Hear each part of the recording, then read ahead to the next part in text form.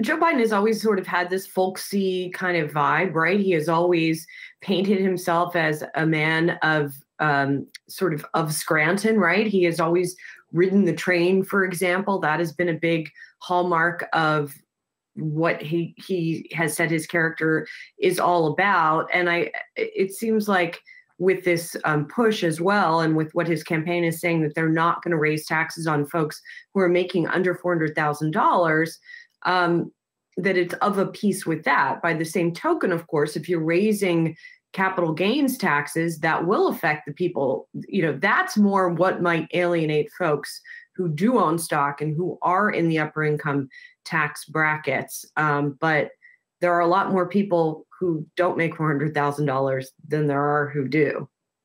Well, and let me just add, guys, I mean, what Biden is saying about stocks is not incorrect. I think we often forget, and we should caveat that only, I think, 52% of Americans are actually in the stock market. And many of those people aren't really knowingly in stocks. They just have investments through a fund. Now, all that said, I think more so than the danger that what he said there would alienate Wall Street people, I think it's more aimed at gaining voters among regular folks. And as Julie was saying, that's always been Joe's kind of, Main Street image. But that said, I'm just not sure it will work, because even though what he's saying is correct, let's remember that 4 years ago, Donald Trump, even if he is the Park Avenue guy, the hotelier, and the rich person, he managed to successfully convince a lot of Americans that he was going to stand for kind of the common man and the people who are not like him and are not rich business people in Manhattan.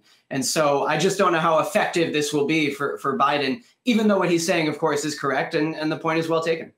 There's another tax issue that we can't ignore, and this has to do with New Jersey, which came up with a plan. They've got an agreement to tax income over $1 million. Jared, many years ago, I actually did a story about who's middle class. And for people in New Jersey, the assignment desk where I worked said $250,000 is middle class. And I was just thinking, I got to tell you, $250K is not middle class. But still, how is this tax going to go over in New Jersey? Well, I think you're going to see more exodus from the state. We've already seen this influx into states like Nevada and Florida, mainly due to the fact that they don't have state income tax there. And there's already a large kind of New York City, New Jersey expat community down in South Florida. So it's a no-brainer that they're going to lose some people. That's going to exacerbate the tax situation.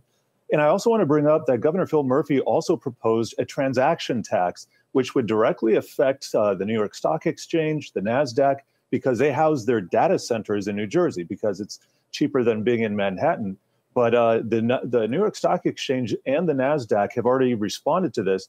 They're going to be operating some of their business out of secondary locations at the end of the month for 1 week to test these backup systems. So maybe they're bluffing, but it looks like the exchanges, too, are getting ready to leave, potentially.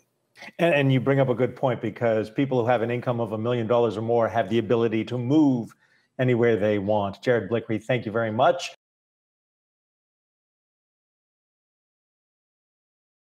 Hey investors, Zach Guzman here. Are you interested in learning more about the markets and getting the latest financial news? Well, then click right here to subscribe to our Yahoo Finance YouTube channel.